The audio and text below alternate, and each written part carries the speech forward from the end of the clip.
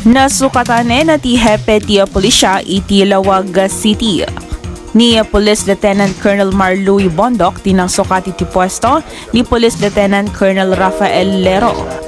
Nagyaman ni Bondok agsipod tanay kanmanen ti Gundaway ang mga idaulo iti Lawag City Police Station. Ako ti bago nga na-designaran nga officer in charge dito yan ti Lawag City Police Station Takdapo. Kaya pag yamanak apo tayo ni ti trust and confidence ni Apo Provincial Director tayo nga mangilid dati Lawag City Police Station. Same time ako agpayaman naman kini Apo Mayor ta na-acceptar na mo dito yan ti Lawag City Police Station nga mangsukat kin dito Chief of Police nga ni Police Lieutenant Colonel Lero ta mapanmitin na po schooling so Ni Lieutenant Colonel Bondok ket datin ang naghepe iti Lawag City ngem nayakar iti Ilocos Norte Police Provincial Office.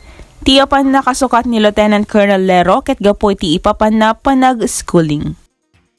Yes, unang-una nagpapasalamat po ako sa suporta na ibinigay natin ng LGU natin kay Gobernador Matthew Marcos Manotoc, kay Mayor Michael Marcos Quion para sa suporta na ibinigay dito sa Lawag City Police Stations na kung saan nagampanan namin ng maayos at tama ang aming trabaho bilang kapulisan dito sa Lawag City.